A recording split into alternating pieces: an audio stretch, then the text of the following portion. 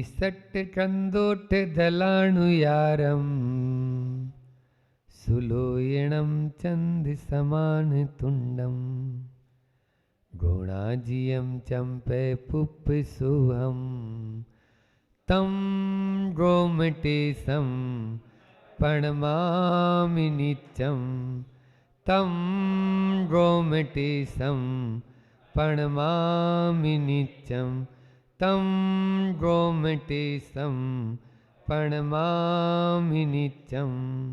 बोले गोमटेश बाहुबली भगवान की। आहार जी सिद्ध क्षेत्र के मूल नायक 1008 श्री शांतिनाथ भगवान की।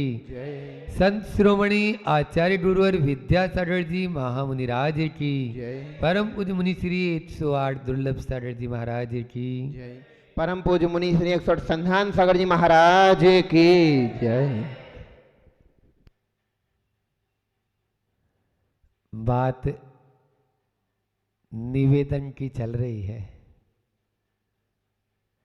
और निवेदन भी क्यों ना हो, क्योंकि भक्त और भगवान या गुरु और शिष्य का संबंध उस सूरजमुखी की पेड़ की तरह होता है जो सूर्य जिधर जिधर जाता है सूरजमुखी का वो फूल भी उधर उधर अपना मुंह कर लेता है। सूर्य ढल जाता है तो सूरजमुखी का वह फूल भी बंद हो जाता है और सूर्य खिल जाता है, उग जाता है तो वह फूल भी खिल जाता है। इसी प्रकार का संबंध होता है, तभी जाकर कार्य होते हैं जिनके शासन में हम जी रहे हैं। कल रामनवमी थी है ना, अभी तो ये पूरा चलता ही, पूरा चैत्र का महीना आपका इसी में ही रहता है।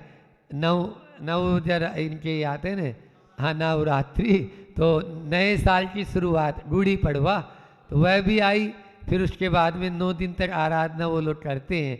और अभी आपके जैन धर्म के अनुसार भी 16 कारण पर्व चल रहे हैं इस चैत्र मास में, और पर्युषण 10 लक्षण पर्व भी चल रहे हैं। अब ये अलग बात है कि सब भदैया जैनी हो गए आजकल ज़्यादातर। भदैया जैनी जो भादवे में भाद्रपद मास में अपने आप को जैनी बना लेते हैं, वो भदैया जैनी 1 महीने के लिए तो वो खूब अच्छे से धर्म ध्यान करेंगे, खूब व्रत उपवास करेंगे, बाकी उनको कुछ नहीं मालूम अब 10 दिन के बाद और क्या हो रहा है।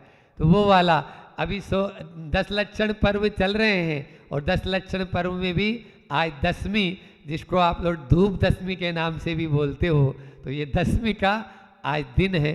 तो ये व्रत जो है अपना 10 लक्षण व्रत भी, फिर रत्नत्रय भी जो 12, 13 और 14 जो आने वाली है, 13, 14, तो ये रत्नत्रय व्रत कहलाते हैं। इस प्रकार अनेक व्रतों का यह समूह एक साथ मिलकर चैत्र मास के शुक्ल पक्ष में आते हैं, और हम लोग भी अपने आप को पुण्यशाली समझते हैं जो ऐसी पावन धरा, ऐसी सिद्ध धरा पर आने का सुअवसर प्राप्त हुआ।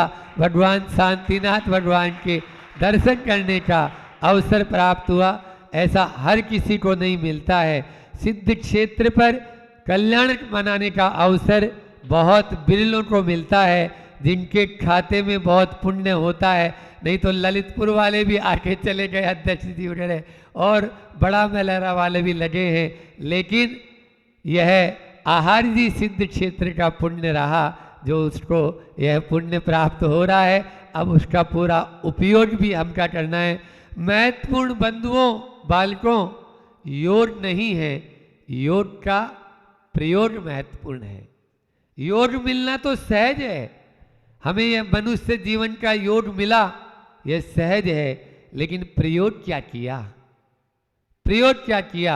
एक क्षण का भी यदि मान लीजिए हमें उपयोग या प्रयोग किया तो निश्चित रूप से हमारा उत्थान हो जाएगा। इसलिए जीवन मिला है तो उसका उपयोग करो। यह जीवन एक कड़वी तुमड़ी की तरह है, सुन रहे हो? कड़वी तुमड़ी जानते हो? लौटकी होती है ना, लौटकी। खाएंगे तो फूड पॉइजन हो जाएगा और उपयोग कर लेंगे तो तर जाएंगे। इसलिए जीवन कड़वी तुंबड़ी की तरह है, इसका उपयोग करो, उपभोग नहीं। अभी अभी मैंने अध्यक्ष जी को भी बोला था, महाराज मिले हैं तो उपयोग करो, यूज करो। उपयोग करोगे तो तर जाओगे और उपभोग करोगे तो मर जाओगे। वो कड़वी तुंबड़ी जिसको खा लेगा आदमी फूड पॉइजन होगा, पहुंच जाएगा।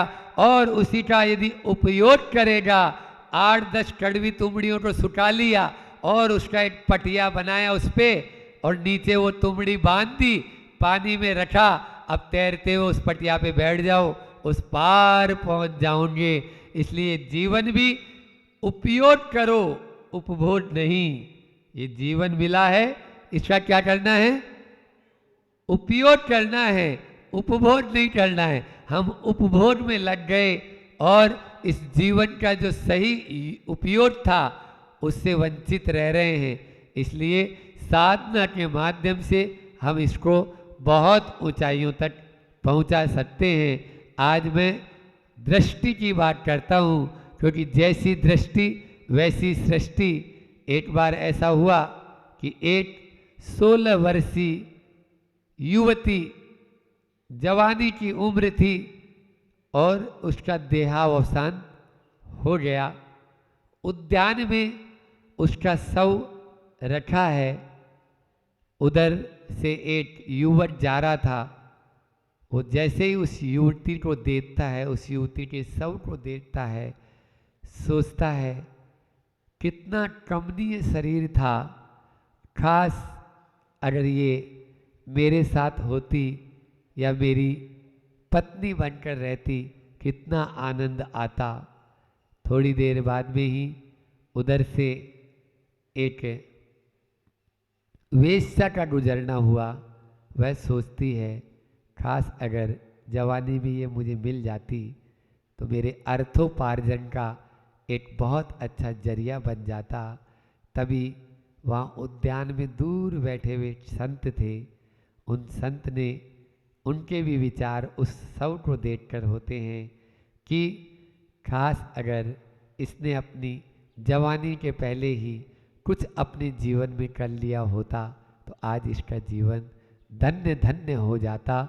सब एक है, दृष्टि सबकी अलग अलग है। और भी चोर होता है तो वह उसके आभूषणों पर दृष्टि रखता है कि इसके आभूषण बस मुझे मिल जाए। एक श्वान होता है, वह एक डेड बॉडी के लिए बस अपना उसका आहार बनाना चाहता है कि बस इसको खा पी के मैं नकी कर लूँ। ये इस प्रकार के जो जीव, जो प्राणी जिसकी जैसी दृष्टि होगी वो उतना ही सोच पाएगा, उससे ऊपर का नहीं सोच पाएगा। 4 प्रकार की दृष्टि का ध्यान रखना बच्चों। पहली दृष्टि है अर्थ दृष्टि। ये जीवन जो है इसमें पहली दृष्टि कौन सी है? आज बहुतेरे लोगों का केवल मात्र एक ही उद्देश्य रहता है, जैसे तैसे कैसे भी हो बस पैसे मिल जाए। जैसे तैसे कैसे भी बस पैसे मिल जाएं। यहाँ पर बैठे हुए गुरुकुल के छात्रों से भी मैं पूछना चाहूँगा, तुम लोग यहाँ क्यों आए? बोले महाराज जी पढ़ाई करने। पढ़ाई करके क्या करेंगे? महाराज जी अच्छी बड़ी जॉब मिल जाए। और जॉब करके बस महाराज जी पैकेज बढ़िया बड़ा सा बड़ा मिल जाए, और कुछ नहीं चाहिए। एक अपना इंदौर में फ्लैट हो जाए, एक टीकमगढ़ में, और ज़्यादा है तो बम्बई में हो जाए, और फिर अमेरिका में भी हो ही जाए महाराज जी तो अच्छा है, बढ़िया है।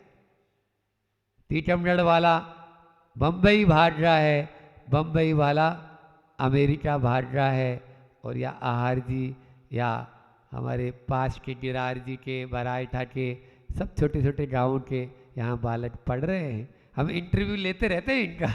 हाँ, आज ही जैसे गिरार जी का एक अतिशय नाम का बच्चा था, बहुत अच्छा सुंदर बालक था, तो वह तो बराइठा में यहाँ छोटे छोटे घर हैं, लेकिन उनके भी ऊंचे अर्थ की और ही दृष्टि रहती है। बंधुओं ध्यान रखना, अर्थ का जीवन में वही महत्व है जो पानी में नाव का महत्व है, या नाव के लिए पानी का महत्व है। पानी पर जब तक नाव के नीचे पानी रहेगा, नाव आराम से सरपट दौड़ती रहेगी। जिस दिन नाव के अंदर पानी आ जाएगा, नाव को डूबने से कोई नहीं बचा पाएगा। नाव को डूबने से कोई भी नहीं बचा पाएगा। इसलिए पानी के ऊपर नाव चले, मतलब नाव के नीचे पानी रहे तो कोई बाधा नहीं, लेकिन नाव के भीतर पानी कभी भी आना नहीं चाहिए। अर्थ भी हमारे जीवन का साधन है, साध्य नहीं, साधन है, उसके बिना काम नहीं चलेगा। आचार्य श्री जी बार बार कहते हैं, कोई भी गृहस्थ जो है, यदि उसके पास में कोड़ी भी नहीं तो 2 कोड़ी का है, कोड़ी भी नहीं तो वो, और साधु के पास में यदि कोड़ी भी है तो वो 2 कोड़ी का है। साधु के पास में यदि कोड़ी भी है तो वो 2 कोड़ी का है, और गृहस्थ के पास में यदि कोड़ी भी नहीं तो वो भी 2 कोड़ी का है। इसलिए गृहस्थ के पास में कोड़ी होना बहुत जरूरी है, तभी वो अपना भी भरण पोषण पालन करेगा और अपने आश्रित जो लोग हैं उनका भी, और जो गुरु हैं या जो भी अपने घर पर पात्र आते हैं उन लोगों के लिए भी वह सब कुछ कर पाएगा। इसलिए अपने जीवन में अर्थ दृष्टि रखो, धंधा हो लेकिन अंधाधुंध न हो। हमारे यहाँ पर हिंसा जो है 4 प्रकार की बताई, महेंद्र भैया सुन रहे हो? 4 प्रकार की हिंसा में से 3 प्रकार की हिंसा की भगवान महावीर स्वामी ने छूट दे दी। बेटा कर, केवल एक हिंसा मत कर। बताओ, ऐसे भी कोई भगवान होते होंगे, लेकिन हमारे भगवान ऐसे उदार मना है तो 4 प्रकार की हिंसा में से 1 प्रकार की हिंसा मत करना, बाकी 3 प्रकार की हिंसा तेरे लिए छूट है, हमारे लिए नहीं, आपके लिए छूट है। वो 4 प्रकार की हिंसा कौन सी है? सांगानेर वाले बच्चे तो बता ही देंगे। हाँ, पहली होती है संकल्पी हिंसा, फिर होती है आरंभी हिंसा, फिर उद्योगी हिंसा और विरोधी हिंसा। ठीक है ना? संकल्प पूर्वक कोई जीव को मत मार, भगवान महावीर स्वामी यही बोलते हैं। बाकी तू उद्योग करेगा, बिना उद्योग के तेरा काम चलेगा? नहीं चलेगा। बिना आरंभ सारंभ के, बैठिए ये विधायिका जी, हाँ पूर्व विधायिका जी, तो कभी काम चलेगा? नहीं चलेगा। अरे घर में हो तो रोटी तो बनानी पड़ेगी, खुद खाओगे दूसरे खिलाओगे, कपड़ा धोना पड़ेगा, कपड़ा पहनते हो तो पानी लाना पड़ेगा, छानना पड़ेगा, ये सब आरंभ सारंभ के चक्की चलाना पड़ेगा, ये पंच सूना करने पड़ेंगे। आप ग्रस्त हो, इसलिए ये हिंसा भी छूट है। और तीसरी है आपकी विरोधी, अंतिम चौथी विरोधी हिंसा। आज आपके क्षेत्रों पर कोई कब्जा कर ले, आप बैठे रहेंगे हाथ में हाथ धर के? आपके गुरु पर कोई उपसर्ग करे, आप बैठे रहेंगे? नहीं, 3 काल में नहीं बैठे रहेंगे महाराज। ईंट का जवाब पत्थर से देंगे, क्योंकि हमारे धर्म क्षेत्र, हमारे धर्म आयतन, हमारे धर्म गुरु, हमारा परिवार आज आपकी माँ बहन को कोई बुरी दृष्टि से देखे तो क्या आप उसका जवाब नहीं देंगे? देंगे। समझ में आ रहा है? तो ये विरोधी हिंसा की भी छूट है आपके लिए। हम किसी पर अटैक नहीं करेंगे, लेकिन यदि कोई हमारे ऊपर अटैक करेगा, हमारे देश पर अटैक करेगा, तो उसका जवाब मुंह तोड़ देना जानते हैं, मुंह तोड़ देना जानते हैं। भारत में क्या बोला था मैंने? डिफेंस मिनिस्ट्री है, डिफेंस मिनिस्ट्री नहीं। यहाँ पर आक्रमण विभाग नहीं है, यहाँ पर सुरक्षा विभाग है, रक्षा मंत्रालय है। आक्रमण मंत्रालय आज तक कभी नहीं बनाया भारत ने। अन्य देशों में दूसरे देशों पर आक्रमण करने की प्रथा है। 200-200 वर्ष तक भारत को गुलाम बनाकर रखा है बंधुओं। क्या जानते हो आप लोग? इतिहास तो पढ़ो। आचार्य श्री जी बार बार यही कहते हैं गुरुकुल के बच्चों से भी, मैं यही कहना चाहूँगा, इतिहास को जानो। विज्ञान नहीं पढ़ोगे कोई बात नहीं, विज्ञान भटका देता है, लेकिन इतिहास हमें लौटाता है, इतिहास हमें लौटाता है। इतिहास सुई का काम करता है, विज्ञान कैंची का काम करता है। इतिहास कुछ देगा, विज्ञान तो हमेशा कुछ आपसे लेगा, इसलिए लेने वाले क्यों पीछे पड़े हो। इसलिए इतिहास की ओर तो पहली दृष्टि थी अर्थ की दृष्टि। मैं बोल रहा था उद्योग में हिंसा हो चलेगा, लेकिन हिंसा का उद्योग कभी नहीं करना। पोल्ट्री फार्म है, बूचड़ खाने हैं, हाँ, फिश फार्म हाउस है, ये सब हिंसा के उद्योग हैं और उद्योग में हिंसा क्षम्य है। दूसरी दृष्टि है भोग की दृष्टि। दूसरी दृष्टि क्या है? भोगवादी दृष्टि। इससे भी ऊपर उठना है, हम भौतिक दृष्टि से बचें। भोग दृष्टि में क्या होता है? केवल हमारा इस शरीर और संबंधी और संसार के भोगों में ही, संसार शरीर और संबंधियों से संबंधित जो भी भोग है, पंचेंद्रिय के जो भोग है, उन्हीं में हमारा पूरा जीवन बीत जाता है। लेकिन हमारी आसक्ति ऐसी है जो कभी छूटती नहीं है, छूटती नहीं है। वैसे आसक्ति खुद बोल रही है ना, जो आसक्ति है जा नहीं सकती। आसक्ति का मतलब क्या? जो आसक्ति है जा नहीं सकती है, वही तो आसक्ति है।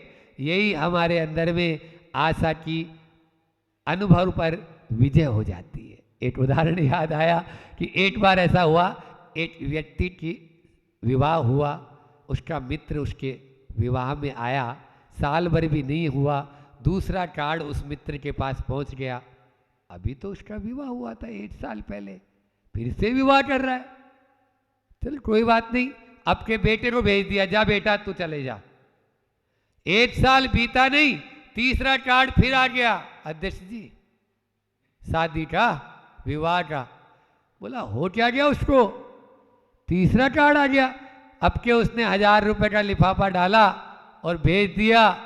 1 साल और बीता, चौथा कार्ड आ गया शादी का, उसी की शादी का, एक ही की शादी का चौथा कार्ड। हद हो गई, 3 बार विवाह कर लिया, ये क्या माजना है? तो इस बार उसने लिख के भेज दिया एक पर्ची पर और लिफाफे में डाल दिया। आशा पर, अनुभव पर आशा की विजय, अनुभव पर आशा की विजय। अब हुआ क्या था? पहली पत्नी आई, वो बहुत अच्छी थी लेकिन गुस्सेल थी, कभी भी कुछ भी कहीं पर भी कोई बात बोल देती थी, तो उसने उसका तलाक दे दिया था। 1 साल हुआ नहीं, तलाक हो गया था। ऐसा ही होता है विदेशों में, तो भारत में कम होते हैं, आजकल यहाँ भी होने लगे क्योंकि पाश्चात्य संस्कृति आ गई। अब दूसरी पत्नी आई, थी तो बहुत अच्छी, गुस्सेल भी नहीं थी, सब हमेशा बीमार रहती थी, कोई काम नहीं करना, हाथ कर ही नहीं पाती थी, वो केवल पलंग पे ही बेड रेस्ट बस चाहिए उसको, 12 महीने 365 दिन। अब कैसे काम चले? उसने उसको भी छोड़ दिया। तीसरी आई, वो सब अच्छी थी, काम भी करती थी, लेकिन थोड़े से ही दिन हुए बीमार हुई और चल बसी, तो उसने चौथी शादी कर ली। अरे भैया, जब 3 से तुम्हारा काम नहीं बन पाया तो चौथी कौन सी निहाल कर देगी तुम्हें? ये तो उसको सोचना था, लेकिन आदमी ये नहीं सोचता है, बस वंस मोर, एक बार और, वंस मोर, एक बार और, वंस मोर, एक बार और, इसी में पूरी जिंदगी उसकी चली जाती है, पूरी जिंदगी उसी में। आप लोगों ने मंदिरों में एक संसार वृक्ष देखा होगा जिसपे एक आदमी लटका हुआ है ना, और एक वो शहद की बूंद के चक्कर में पड़ा रहता है, 2 चूहे कतर रहे हैं, हाथी सूंड में पेड़ को हिला रहा है ना, और उधर एक विमान बना हुआ है, उसमें से वो विद्याधर, जैसे हमारे महेंद्र जी और ये हैं श्रीमती जी, तो अब वो माओ का मन तो होता ही है। देखो ये आदमी कितना कष्ट के अंदर है, नीचे 4-4 सांप लपटते हुए, कुआं है गहरा, उसमें गिरेगा। अपन एक काम करते हैं, इसका हाथ पकड़ के अपने इस विमान में लेके, विद्याधर थे और वहाँ छोड़ देंगे आगे। तो वो महेंद्र जी तरह बोलता है, भैया एक हाथ मुझे दे दे, हम तुम्हें अपने विमान में लेके और आगे छोड़ देंगे थोड़ा सा, जिससे तुम्हारी ये सारे संकट दूर हो जाएंगे। जो चूहे काट रहे हैं, डाल तो टूटने ही वाली है, और आदमी हाथी लटका हुआ है उसको हिला रहा है, तो तुम तो मरने के सारे सतुने, मधुमक्खियां तेरे शरीर को निचोड़ रही है, हैं सगे संबंधी जितने होते हैं वो मधुमक्खियों जैसे ही, और क्या निचोड़ निचोड़ के खा जाते हैं। तो वही, तो वो क्या बोलता है, बस एक बूंद ये शहद की जो और आ गई, बस वो यही दृष्टि है और कुछ नहीं है। इसको बोलते हैं भोग दृष्टि। कौन सी दृष्टि? तीसरी दृष्टि है वैराग्य दृष्टि। जब आदमी संसार शरीर भोगों से उपरीत हो जाता है तो उसको वैराग्य, संसार शरीर भोग निर्वण्णा वैराग्यार्थम। वैराग्य कहते किसको हैं? संसार शरीर और भोगों से ऊपर उठ जाने को तो वैराग्य कहते हैं। इसलिए अपनी वैराग्य दृष्टि को मजबूत बनाएं। और वैराग्य दृष्टि कैसी हो बंधुओं? उस जम्बू स्वामी जैसी हो। जम्बू स्वामी जी का उदाहरण सुना है ना? जम्बू स्वामी की वो बोलते हैं मुझे ब्याह नहीं करना, मुझे शादी नहीं करनी। उसकी माँ बोलती है बेटा बिना विवाह के कैसे होगा, तू विवाह कर ले। देखो मैं विवाह कर तो लूँगा, लेकिन जिस दिन विवाह होगा उसी दिन सवेरे, दूसरे दिन चले जाऊँगा। हाँ तुम कर तो ले, एक बार कर तो ले, फिर सब मालूम चल जाएगा कितना आनंद आता है शादी करने के बाद में। पूछ लो जिन्होंने की है। अब वो तो पहले से दृढ़ था अपने वैराग्य पर। जम्बू स्वामी 8 राजकुमारियां, एक से एक बढ़कर विश्व सुंदरी, भारत सुंदरी नहीं विश्व सुंदरी, और 8 उसकी तैयार, और पहले से कंडीशन रख दी कि ये सुबह चले जाएगा, हम नहीं जानते तुम लोग, फिर नहीं तुम्हारा कोई पति नहीं रहेगा, ये तो महाराज बनेगा। बोले हाँ देखते तो है, हमारे में भी ताकत है रोटने की। अब रोटने की ताकत अब रात भर लगी रही, इधर हाव भाव, लेकिन इसको कोई से मतलब नहीं, ये अपना धर्म ध्यान बिल्कुल, बस मुझे तो सुबह बस होना चाहिए, रात जैसे तैसे कैसे बीत जाए, सुबह मैं बस निकल जाऊंगा। इतने में चोर, विद्युत चोर वो आया। आज तो खूब माल आया है, राजा का बेटा है, दहेज में खूब माल मिला है इसको, तो ये 8 आई है, तो माल भी वो चोरी करने पहुंचता है अपने 500 शिष्यों के साथ में। उसकी माँ उस चोर को देख लेती है, उस चोर को बोलती है पूरा माल तेरा, बस मेरे बेटे को सुबह होने तक तू रोट ले, पूरा माल तेरा, तू बस उसको मुनि बनने से रोट दे, बाकी और कुछ नहीं चाहती। सारे शिष्य और सब लग गए। उन्होंने देखा 8 राजकुमारियां अपने हाव भाव से उसको रिझा रही है, लेकिन वो आंख खोलने को तैयार नहीं, वो तो केवल अपने आत्म ध्यान में लीन है। ऐसा वैराग्य दृष्टि, अरे धिक्कार है ऐसे भोग और विलासों को। ये तो सवेरे जाएंगे, मैं अभी जाके अपनी आत्मा कल्याण करूंगा। और वो विद्युत चोर अपने 500 शिष्यों के साथ में रात ही में चला गया, रात ही में दीक्षा लेने के लिए चले गए। और सवेरा जैसे हुआ, और ये तय था वो तो जाना ही है, और 8 की 8 वो भी हार गई, वो भी उनके पीछे पीछे। क्योंकि पहले तो यही होता था कि जैसे जैसे स्वामी करेंगे वैसे वैसे हमें करना है। अरे यहाँ तो विवाह होने के बाद की बात है, उस राजुल को याद करो जो अभी विवाह के बंधन में ही नहीं बंधी थी, नेमिनाथ के पीछे पीछे चल पड़ी उस गिरनारी पर्वत पर। उसका नाम ही है गिरनार, जहाँ वो गिरती गिरती नारी चलते चलते पांव छिल गए, लेकिन फिर भी नहीं, स्वामी चले गए तो अब मुझे यहाँ नहीं रहना, इसीलिए उसका नाम पड़ा गिरनार। समझ में आया? तो तीसरी ये वैराग्य दृष्टि हो, और अंतिम और चौथी दृष्टि है आत्म दृष्टि। पहली कौन सी बताई बच्चों? अर्थ दृष्टि। दूसरी भौतिक दृष्टि है ना, या भोग दृष्टि। और तीसरी वैराग्य दृष्टि, और चौथी आत्म दृष्टि। जो मुनि महाराज होते हैं, माताजी होते हैं, वो आत्मदृष्टि हो जाते हैं। अब वैराग्य से भी ऊपर उठकर केवल अपनी आत्मा को ही केंद्र बिंदु बनाकर चलते हैं।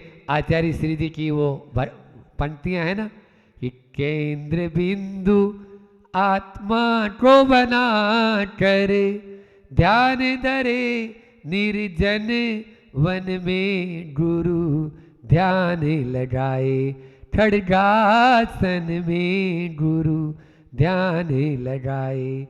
रविंद्र जैन ने ये भजन आचार्य श्री जी पे बनाया था।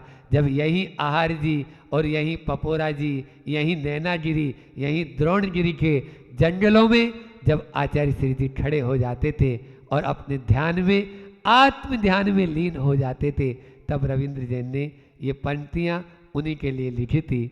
आज उन्हीं के चरणों में अपन ने फिर से समर्पित कर दी। समय अपना हो गया। 4 दृष्टियाँ कौन कौन सी बोलो? जैसी दृष्टि वैसी सृष्टि होती है। तो कौन सी? अर्थ दृष्टि, भौतिक दृष्टि, वैराग्य दृष्टि और आत्मदृष्टि। 2 दृष्टियों से हटना है और 2 दृष्टियों पे अपने आप को लगाना है। तो हमारा यह यहाँ पर आना सार्थक हो जाएगा। गुरुकुल की बात भी रोज कर ही रहे हैं कि ऐसे कुल में आप लोग यहाँ पर बैठे हैं जो गुरुकुल है, ठीक है ना, गुरुओं का कुल है। बंधुओं, एक वो है, हम लोगों को ऐसा सौभाग्य नहीं मिला। हमारा ऐसा सौभाग्य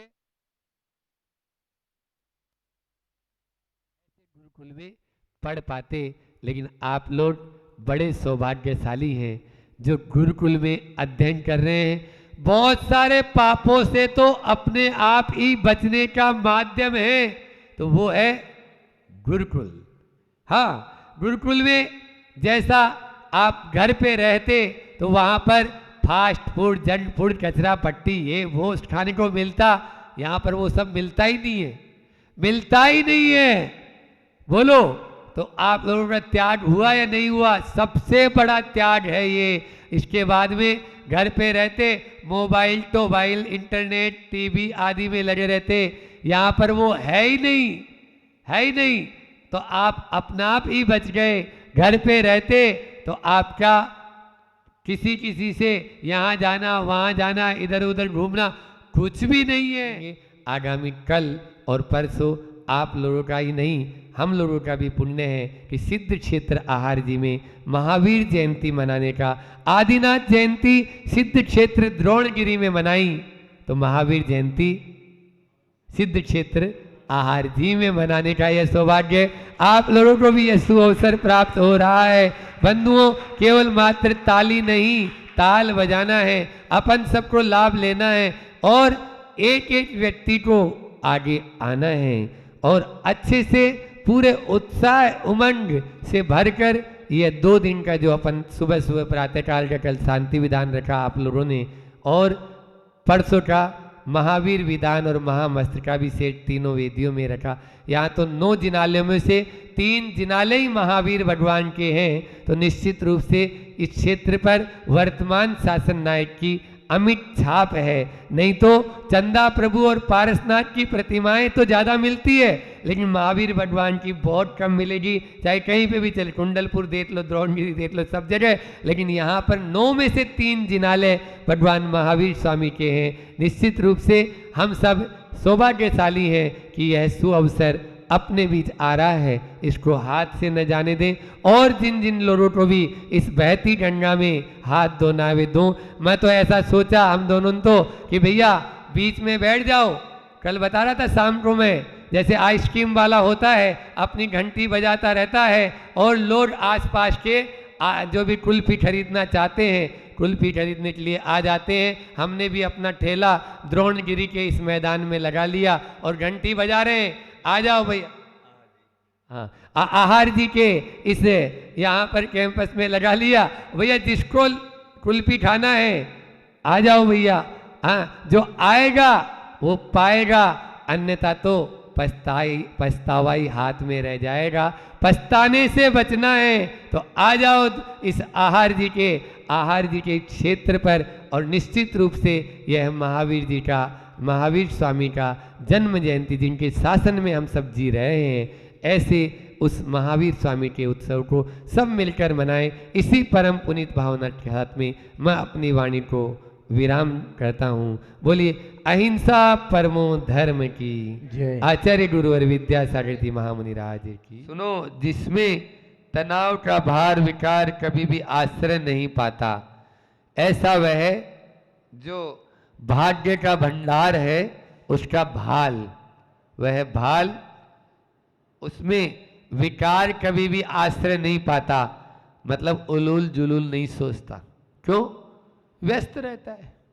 खाली दिमाग शैतान का। खाली छोड़ेंगे आप दिमाग को तब तो जो गरीब आदमी होते हैं, गरीब बोल भरे ही रहे हम समझाने की दृष्टि से, वो गरीब नहीं है वास्तव में। तो अभी आचार्य सिंह जी की पूरी मूठ माटी पढ़ लोगे तो पता लगेगा कि उससे ज़्यादा अमीर कोई है ही नहीं, क्योंकि वास्तव में परिश्रम करने जो एक मानव का स्वभाव होता है वो वही करता है। तो ये सब उसी में मिलेंगे, सारे गुण बताएंगे उसके एक एक करके। तनाव का भार विकार कभी भी आश्रय नहीं पाता है, अविकल्पी है वह। आ गया ये अविकल्पी, मतलब विकल्प नहीं है उसमें, ज्यादा सोचता वोचता नहीं है, कल की चिंता नहीं, आज जितना कर लिया काम भजो राम, हो गया अपना, इतना ही काम करना है, ऐसा रहता है उसका। दृढ़ संकल्पी मानव अर्थहीन जल्पन अत्यल्प थी भी जिसे रुचता नहीं कभी। बहुत बढ़िया। दृढ़ संकल्पी है वह मानव, ऐसा मानव है जो संकल्प में दृढ़ है, जो ठान लेता है तो ठान लेता है, अब दोबारा पीछे नहीं हटूंगा, अब दोबारा पीछे। ऐसा दृढ़ संकल्पी हमें भी होना चाहिए। दूसरी बात, अर्थहीन, जिसका कोई अर्थ ही नहीं होता है। आज जो टेलीविजन है ना, मोबाइल है ना, इंटरनेट है ना, इनमें कोई अर्थ है? बोलो, कोई अर्थहीन नहीं है। अर्थहीन जल्पन, जल्पन का मतलब होता है बकवास, जल्पन का मतलब बकवास, इधर उधर की कोई बात नहीं करता वो, टू द पॉइंट बात करो, समय नहीं मेरे पास में। पहले के लोग ऐसे ही होते थे। पहले के लोग अगर समय भी मिला है तो तत्व चर्चा में बिता देते थे, लेकिन फालतू की बकवास करने का काम उनके पास में नहीं था, लड़ने की फुर्सत उनके पास में। अर्थहीन जल्पन अत्यल्प भी इसे रुचता नहीं है, थोड़ा भी नहीं रुचता। थोड़ा तो बकवास कर ले, और आज के आदमी को बकवास नहीं करें तब तक उसका मन ही नहीं लगता है, वो दिन भर कुछ ना कुछ बोलता ही रहेगा। आप सुबह से शाम तक अपना एनालिसिस करना, विश्लेषण, कि हम कितने शब्द ऐसे बोलते हैं, कितने वाक्य जिनको नहीं बोलते तो भी काम चल जाता जिनको नहीं बोलते तो भी काम चल जाता, लेकिन नहीं, आदत में आ गया, रुचता नहीं कभी। वह एक कुशल शिल्पी है, उसका शिल्प कण कण के रूप में बिखर माटी को नाना रूप प्रदान करता है। वह कौन है? कौन है वह? एक शिल्पी, कुंभकार। वह माटी कण कण के रूप में बिखरी हुई माटी को नाना रूप प्रदान करता है। जो माटी है उसके माध्यम से अलग अलग बर्तन बनाता है। गोत्र कर्म की संज्ञा दी है कुमार के लिए, दी है नहीं है? हाँ, कर्मकांड में ही कुंभकार की भांति, जैसे वो भांति भांति के रूप बना रहा है, वैसे ही यहाँ पर गोत्र कर्म की संज्ञा है। सरकार उससे कर नहीं मानती, क्योंकि इस शिल्प के कारण चोरी के दोष से वह सदा मुक्त रहता है। शिल्प का मतलब ही होता है कला, कला, आर्ट। उस आर्ट के कारण सरकार कभी भी टैक्स नहीं लेती है। आजकल भले ही लगा दो, अब पहले नहीं लेती थी। कर नहीं मानती, क्योंकि इस शिल्प के कारण चोरी के दोष से वह सदा मुक्त रहता है। वह अपना कभी चोरी नहीं करता। देखो, काम करेंगे ना तो चोरी करने की जरूरत नहीं पड़ेगी। इसलिए आप किसी भी बेरोजगार को काम दे दो, वो काम दे देंगे ना तो आतंकवादी, उग्रवादी, चोरी चपाटी, भिखारी, है ना, ये सब चीजें कम हो जाएगी। लड़ाई दंगे, झगड़ा फसाद, ये सब है खाली दिमाग शैतान का, खाली दिमाग शैतान का। यदि अपन अच्छा, यदि उसके अंदर में व्यस्त रहेंगे, भले ही आप 2 ही रुपए कमा रहा है वो दिन भर में, कोई बात नहीं, लेकिन वो व्यस्त तो रहेगा, और व्यस्त नहीं रहेगा आपको अस्त व्यस्त कर देगा, आपको अस्त व्यस्त कर देगा। इसलिए छोटा सा बच्चा भी होता है ना, छोटा बच्चा, माँ क्या करती है, रोटी बनानी है, कपड़े धोने, इतने सारे काम पड़े और ये करने नहीं दे रहा है। 2 4 5 खिलौने मंगाती है, उसके सामने फैलाती है, उसको खिलाती है, वो भी व्यस्त, तुम खेलता रहे। अब वो अपना जाके सब काम कर लेती है, ये कुछ नहीं करता है, उसका ध्यान ही नहीं जाता है। क्यों नहीं जाता है? वो व्यस्त हो गया खिलौनों में खेलने में। बस व्यस्त कर दो, अपना आप ही मस्त हो जाओगे आप। अर्थ का अपव्यय करना तो बहुत दूर, अर्थ का अपव्यय करना तो बहुत दूर, अर्थ का व्यय भी यह शिल्प करता नहीं। बिना अर्थ शिल्पी को यह अर्थवान बना देता है। युग के आदि से आज तक इसने अपनी संस्कृति को विकृत नहीं बनाया। अर्थ का अपव्यय नहीं करता वो। क्यों नहीं करता? मेहनत से कमाता है, एक एक पैसे को ध्यान से खर्च करता है। और आज अपव्यय होत करते हैं, अपव्यय कर रहे हैं। जिस चीज की जरूरत ही नहीं है वो चीज लेके आ रहे हैं घर में। चादर ले लो, चादर, वो चादर वाला आ जाता है। अब ले लो तो इतनी सस्ती तो दे ही रहो है, 70 रुपए में जोड़ी दे रहो है, इससे सस्ती और क्या आते। पड़ी है पहले से 10 चादर, वो बोलो क्या है ये? हम देखते रहते, ऊपर छत से भी दिखता है।